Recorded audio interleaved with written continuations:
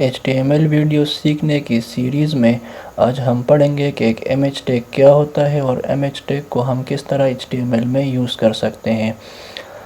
तो पहले हम इमेज टैग की बात कर लेते हैं कि जब भी हमने किसी भी वेब पेज में इमेजेस को शो करना हो तो हम इमेज टैग का इस्तेमाल करते हैं। सही है। जब आप मुख्तलिफ़ किस्म के वेबसाइट्स ओपन करते हैं तो आपको वहाँ पर मुख्तलिफ़ किस्म के इमेजेस नज़र आ रहे होते हैं। तो बेसिकली उन इमेजेस को शो करने के लिए हम HTML में इमेज टैग का इस्तेमाल करते हैं। तो चलिए स्टार्ट कर लेते हैं और हम भी इमेज टैग को सीख लेते हैं। तो पहले अगर मैं प्रोजेक्ट फ़ोल्डर पर नज़र डालूँ तो इस फ़ोल्डर में मैंने ऑलरेडी एक और दूसरा फ़ोल्डर बना रखा है जिसका नाम है माई इमेजेस, और इसके अंदर एक इमेज है pic2 के नाम से।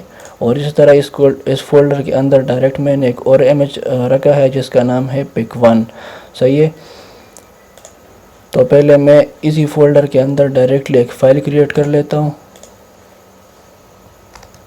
और इसको नाम दे देता हूँ images.html।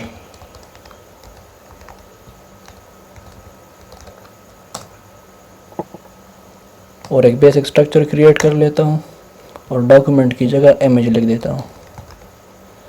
अब हमने ये करना है कि जो है pic1.jpg इमेज है, हमने इसको वेब पेज पे शो करना है, यानी इस images.html पे शो करना है। तो हम सिंपली एक इमेज टैग क्रिएट कर लेते हैं। अब इस इमेज टैग में हमारे पास दो एट्रीब्यूट आपको नज़र आ रहे होंगे, एक सोर्स का एट्रीब्यूट है और एक अल्ट का एट्रीब्यूट है। तो अल्ट के एट्रीब्यूट को हम बाद में डिस्कस कर लेते हैं, पहले हम बात कर लेते हैं सोर्स को एट्रीब्यूट की। तो जब भी हमने इमेज डिस्प्ले करना होता है तो हमने इधर इमेज का पाथ देना होता है, जो इमेज हमने डिस्प्ले करना होता है। तो अगर मैं चाहूँ कि ये इमेज डिस्प्ले हो pic1.jpg तो मैं सिंपली इधर इसका नाम लिख दूँगा।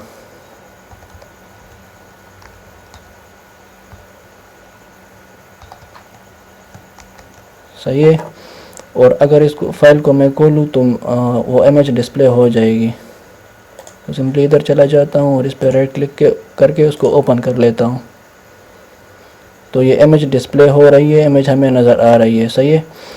लेकिन ये इसकी बाय डिफ़ॉल्ट साइज विड्थ और हाइट है, हम इसकी विड्थ और हाइट सेट कर सकते हैं ख़ुद से भी। तो अगर मैं यहाँ पर एक एट्रीब्यूट यूज़ करूँ विड्थ का और इसमें फॉर एग्ज़ाम्पल मैंने लिख दिया 300, तो अब अगर मैं जाके पेज को रिफ़्रेश करूँगा तो ये इमेज छोटी हो गई हमारे पास। सही है। इस तरह हम इसका हाइट भी सेट कर सकते हैं। अगर मैं हाइट लिख दूँ 400 और इसको सेव करके पेज को रिफ़्रेश करूँ तो ये इसकी हाइट हमारे पास आ चुकी है। लेकिन अगर आप जब सिर्फ विड्थ लिखते हैं तो हाइट इसकी खुद ब खुद सेट हो जाती है। सही है। तो मैं सिर्फ विड्थ लिख देता हूँ।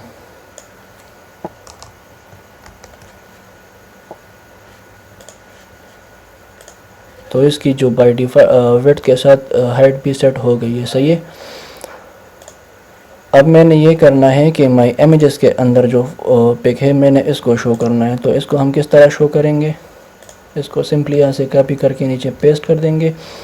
लेकिन अगर मैं यहाँ पे pic2 लिखूँगा तो इमेज डिस्प्ले नहीं होगी। सही है।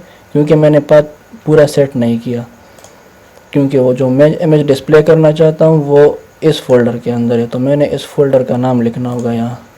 तो मैं लिख देता हूँ माई इमेजेस और फॉरवर्ड / डाल लेता हूँ। तो अब अगर मैं पेज को रिफ़्रेश करूँगा तो दूसरा इमेज भी हमारे पास डिस्प्ले हो चुका है। सही है। अब बात कर लेते हैं इस अल्ट एट्रीब्यूट की। फॉर एग्ज़ाम्पल हमने पाथ सही सेट नहीं किया, फॉर एग्ज़ाम्पल इस तरह, और मैं इधर कुछ लिख देता हूँ फॉर एग्ज़ाम्पल इमेज। तो अब अगर मैं रिफ़्रेश करूँगा तो यहाँ पर वो इमेज लिखा नज़र आ रहा है आपको। तो इसका मतलब ये है कि अगर हमसे कोई पाथ गलत हो जाए या कोई इमेज डिस्प्ले नहीं हो रही, हमारे पास फॉर एग्ज़ाम्पल नेट स्लो है या इमेज डिस्प्ले किसी वजह से नहीं हो रही, तो उस इमेज की जगह ये वाली टेक्स्ट हमको नज़र आ रही होगी, ये डिस्प्ले होगी। सही है।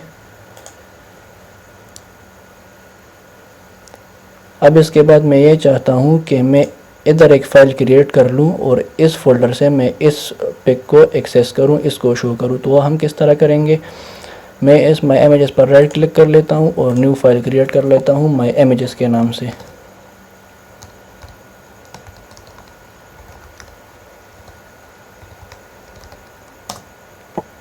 सही है, बस बेसिक स्ट्रक्चर क्रिएट कर लेता हूँ और एक इमेज टैग क्रिएट कर लेता हूँ। अब अगर मैं डायरेक्टली इस पिक 1.jpg फाइल का नाम दूंगा तो इमेज डिस्प्ले नहीं होगी हमारे पास। सही है, तो पहले इसको चेक कर लेते हैं।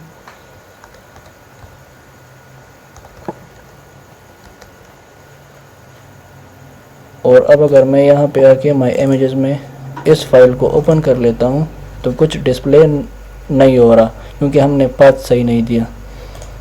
तो हमने करना ये है कि हमने इस फोल्डर से बाहर आना है। तो जब हम रूट डायरेक्टरी में आ जाएंगे तो इस फाइल को हम फिर एक्सेस कर सकते हैं। तो बाहर किस तरह आना है, यहाँ पर मैं डबल डॉट लगा दूंगा और फिर फॉरवर्ड स्लैश। अब अगर सेव करूँ और इस पेज पे आके इसको रिफ़्रेश करूँ तो ये इमेज डिस्प्ले हो जाएगी। सही है, मैं इसकी विड्थ सेट कर देता हूँ फॉर एग्ज़ाम्पल 300 और इसको सेव करके पेज को रिफ़्रेश कर लेता हूँ तो ये इमेज हमारे पास नज़र आ रही है। सही है, तो आज के लिए इतना ही काफ़ी है। अगर हम लेक्चर को थोड़ा सा रिवाइज़ कर ले तो हमने इसमें इमेज टैग की बात कर ली कि इमेज टैग किस तरह काम करता है और फिर हमने पाथ सेट करने की बात की कि हम पाथ किस तरह सेट करते हैं। तो आज के लिए इतना ही। अगर आपका कोई क्वेश्चन हो तो आप कमेंट सेक्शन में मुझसे पूछ सकते हैं। खुदा हाफिज़।